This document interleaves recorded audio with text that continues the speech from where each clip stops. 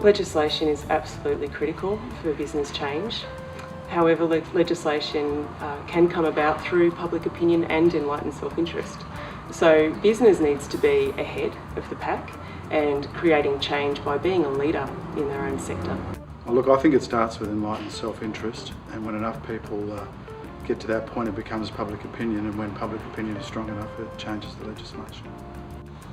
Well, look, out of those three, I think it's the enlightened self-interest that is driving most organisations that are leaders in sustainability. I would generally say that it's more about strategic positioning and being able to establish a sustainable business that will operate in a new environment more broadly. I think it depends on the business. The further a business is away from the consumer, the less likely it is to be influenced by public opinion and consumers. Take mining companies, for example, they're more likely to be influenced by legislation.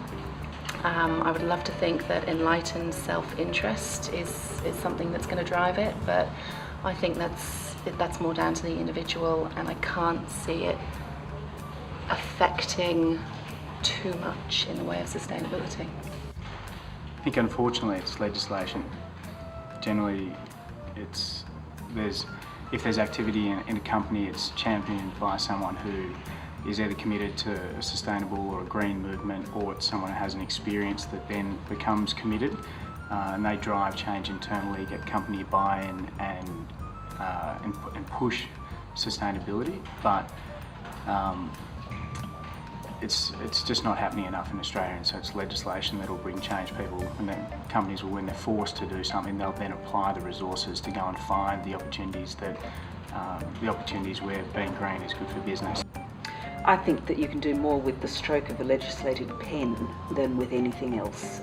We've only got to look at the passing of the renewable energy target legislation through the Senate recently to see how the whole renewable energy sector was on tenterhooks waiting for that decision to be made before business could move forward. Public opinion, of course, feeds legislation, as we know, so it's very important that public opinion be on side to allow legislators to do what needs to be done, and that public opinion is very much informed by enlightened self-interest.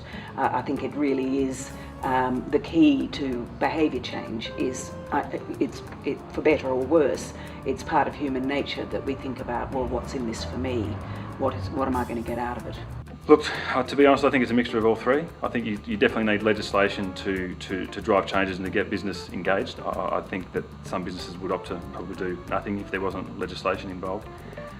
But feedback from stakeholders, both positive and negative, is really powerful to drive the agenda. And healthy competition between CEOs and managing directors and boards of big businesses definitely help to drive the agenda along. I think it's all three, and I think it is financial as well. So in the green IT side of things, it's kind of been raised in the media, the profile's been raised in the media around saving money. You save energy, you save the company money, and you're doing a good thing, that is nice to have, and it's good for the environment, it makes people feel good and things like that. So yeah, so I think it's all three plus cost savings. Of course, it's a combination of three. I think there are leading businesses out there doing some exciting work. They've recognised the opportunities and recognised some of the risks, and they are changing. Consumers, will eventually shift companies through their sort of product selections and preferences, but there does need to be legislation to bring up the laggards and also provide a bit of a level playing field for all the others.